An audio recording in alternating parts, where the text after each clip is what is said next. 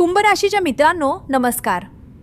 आजचा हा व्हिडिओ विशेषतः तुमच्यासाठी आहे, कारण अनेक कुंभ राशीच्या लोकांना अजूनही अशी चुकीची माहिती आहे की त्यांची साडेसाती संपली आहे, पण प्रत्यक्षात तसे नाही।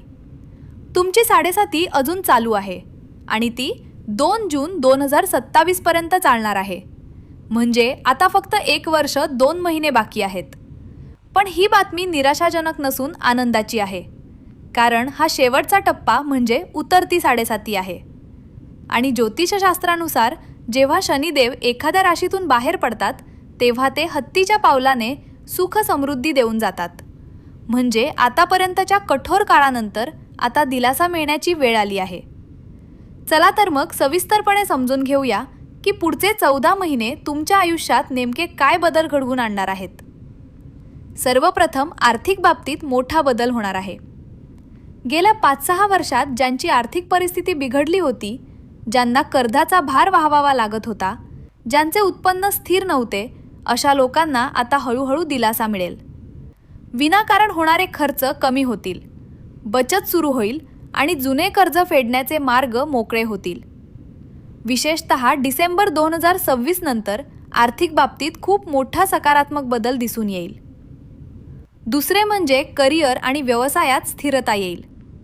जे लोक नोकरीत अस्थिर होते, ज्यांना प्रमोशन मिळत नव्हते, ज्यांचे व्यवसाय अडचणीत आले होते, त्यांच्यासाठी मे 2026 ते ऑक्टोबर 2026 हा काळ अत्यंत शुभ ठरणार आहे।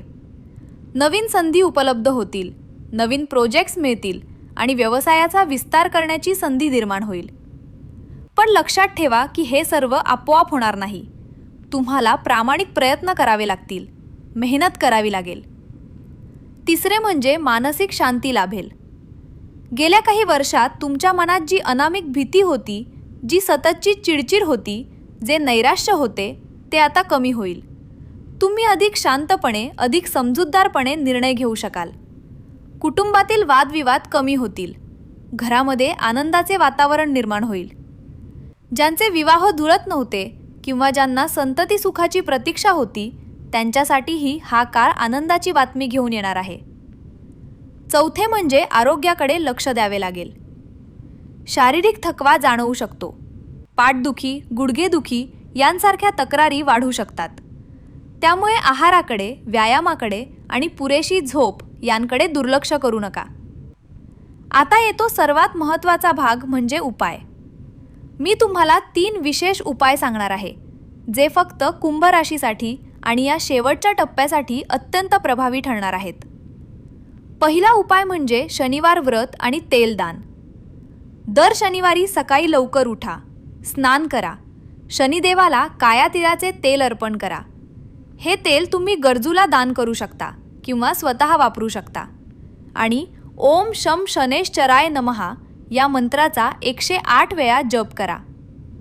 हे 11 शनिवार सलग केल्यास नक्कीच फरक पडेल।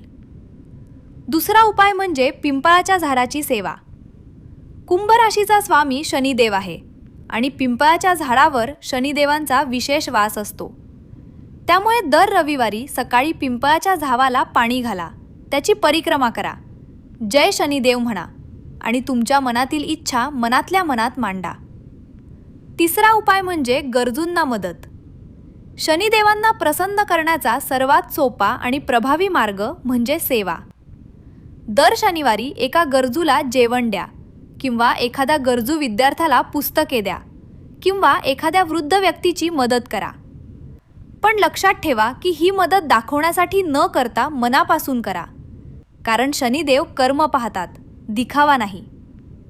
आणि आता मला तुमची साथ हवी आहे। कमेंट बॉक्समध्ये सर्वात आधी जय शनिदेव लिहा। त्यानंतर तुम्ही सध्या कोणत्या टप्प्यात आहात ते नक्की सांगा। 1. मानसिक संघर्ष, 2. आर्थिक अडचणी, 3. करिअरमधील अस्थिरता की 4. कौटुंबिक वाद। आणि ज्यांची साडेसाती अजून चालू आहे त्यांनी चालू आहे आणि ज्यांची संपली आहे त्यांनी संपली असे कमेंट करा, कारण पुढच्या व्हिडिओमध्ये मी प्रत्येकाच्या समस्यांवर उपाय देणार आहे। आणि जर तुम्ही हा व्हिडिओ इथपर्यंत पाहिला असेल तर कमेंट